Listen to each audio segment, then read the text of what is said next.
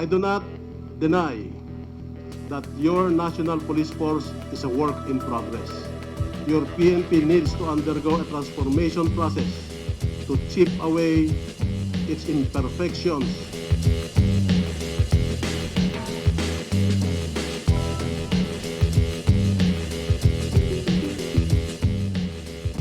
Today on Rappler. Hindi na tayo nagulat na sadya tayong sinisiraan upang mapilitan tayong talikuran ang paglilingkod sa bayan. Hindi po ako tatalikod sa aking sinumpaang tungkulin. Senators hit controversial police chief Alan Purisima for his White House. Hong Kong leader Leung Chun-ying calls for an end to protest. And the Ebola epidemic brings Liberia near its breaking point. Hello, I'm Maria Ressa. Welcome to Rappler, your social news network. The Philippine Senate grills Police Chief Alan Purisima Tuesday. Purisima faces at least 3 graft and plunder complaints over alleged anomalous deals, an underdeclared home in Nueva Ecija, and the lavish construction of his quarters in Camp Crame. Purisima hits back at his detractors and says he will not resign. He says the motive behind attacks against him are clear. The police force's crusade to eradicate corruption and fix system within its ranks. Hindi na tayo nagulat na sadya tayong sinisiraan upang mapilitan tayong talikuran ang paglilingkod sa bayan. Hindi po ako tatalikod sa aking sinumpaang tungkulin. Hindi po ako papayag na mananalo ang katiwalian. Purisima says his Nueva Ecija property was built through his hard work. He says he allowed contractors to build his Crame quarters for free because he didn't see anything wrong with it. Purisima identified the pro bono contractors of the so-called White House as Carlos Gonzalez of Ulticon Builders, Alexander Lopez of Pacific Concrete Corporation, and Christopher Pastrana of CAPP Cap Industries. Documents reveal the house to cost around 12 million pesos or about $266,000.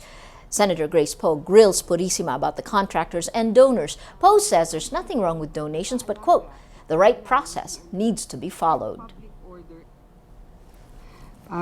So Chief PNP, tama po yun. Ignorance is not an excuse, but there are mitigating circumstances. You will perhaps have to explain this in the Ombudsman since you have a pending case. But our Purisima admits the Philippine National Police, or the PNP, is far from perfect. I do not deny that your national police force is a work in progress, as all of our democratic institutions are.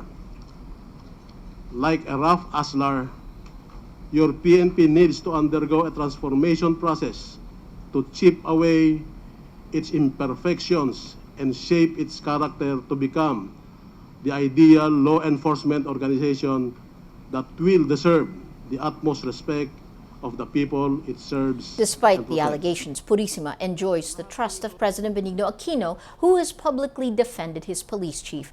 The two have a long history. Purisima was part of the team tasked to secure the young Aquino during the presidency of his mother, the late Corazon Aquino.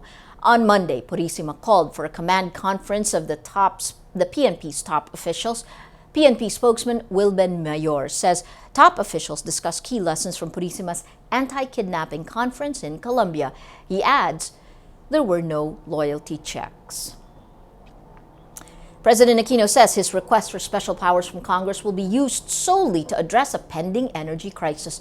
Aquino says there's a need for Congress authorization to contract additional generating capacity in the face of a possible 300 megawatt energy shortfall in 2015.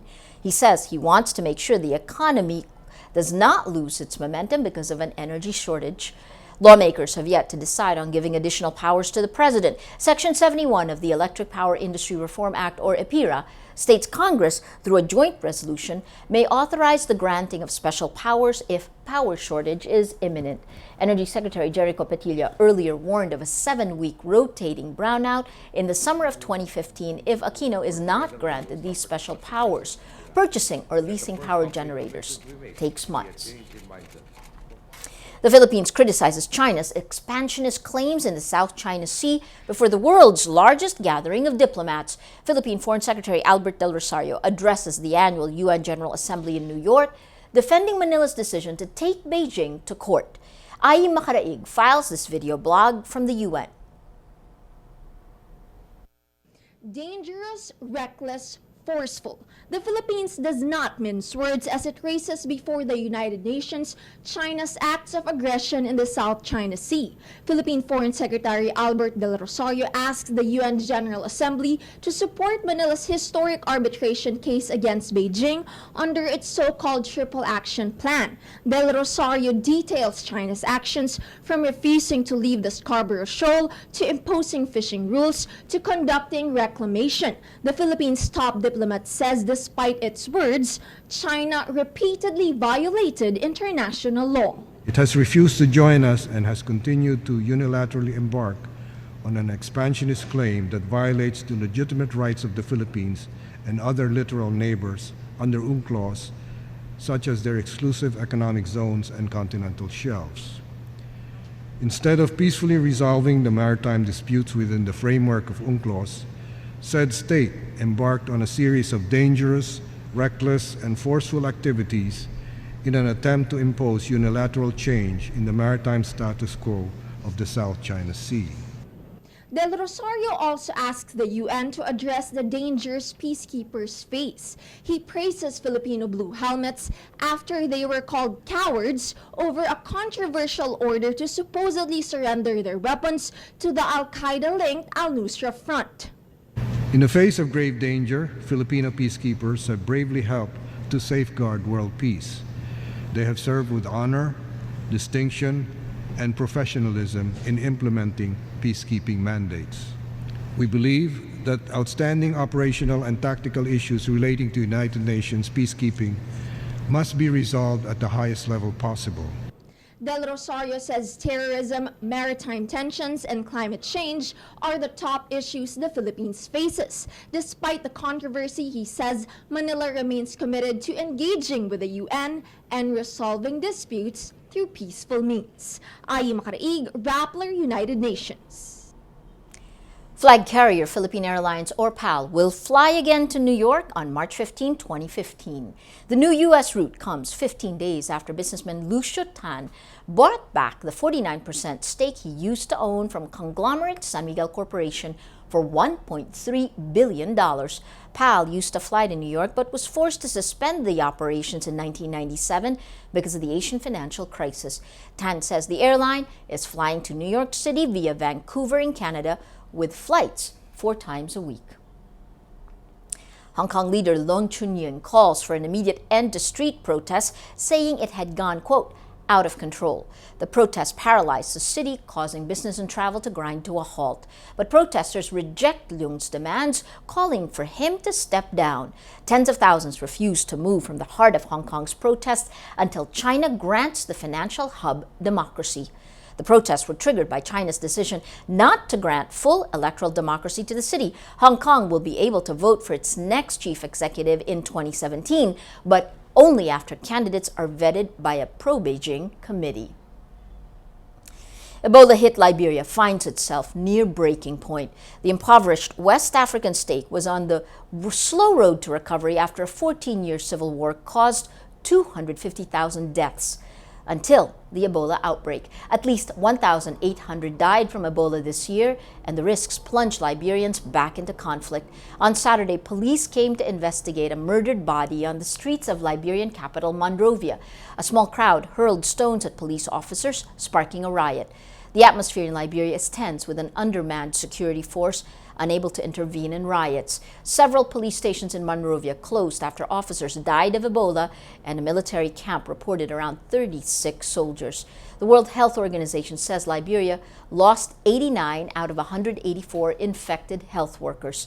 The World Bank gave Liberia 41 million euros, or $52 million, in aid.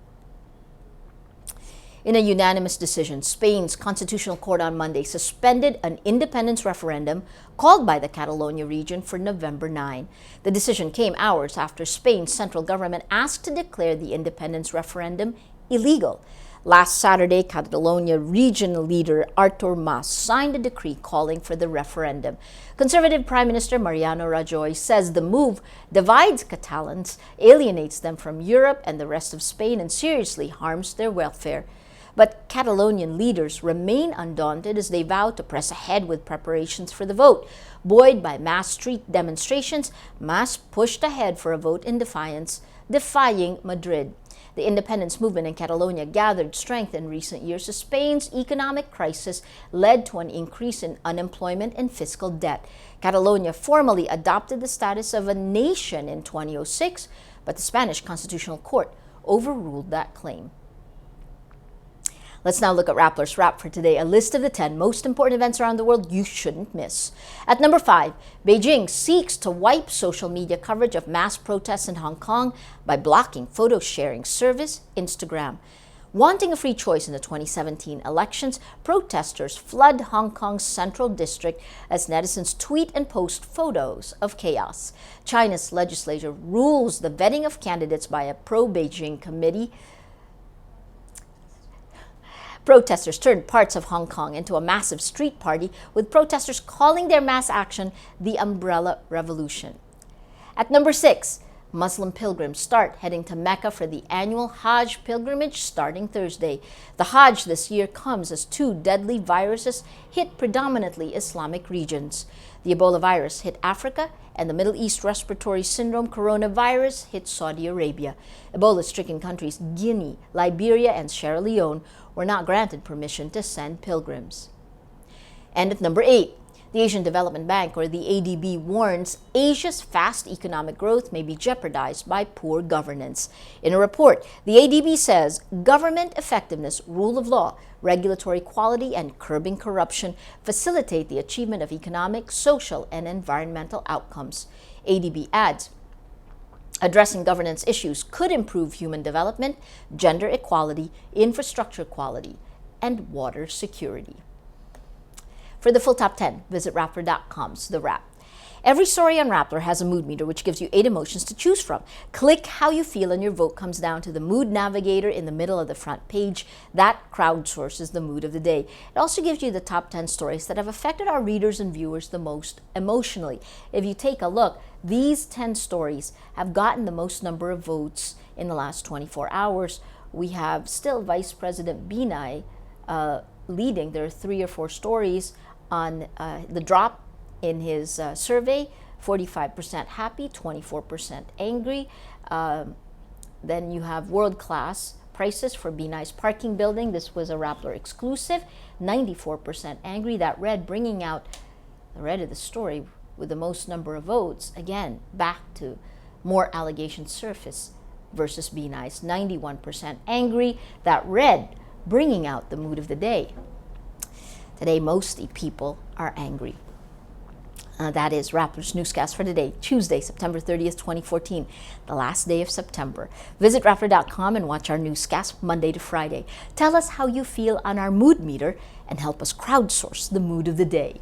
I'm Maria Ressa. As we say at Rappler, tomorrow begins today. Do not deny that your national police force is a work in progress. Your PNP needs to undergo a transformation process to chip away its imperfections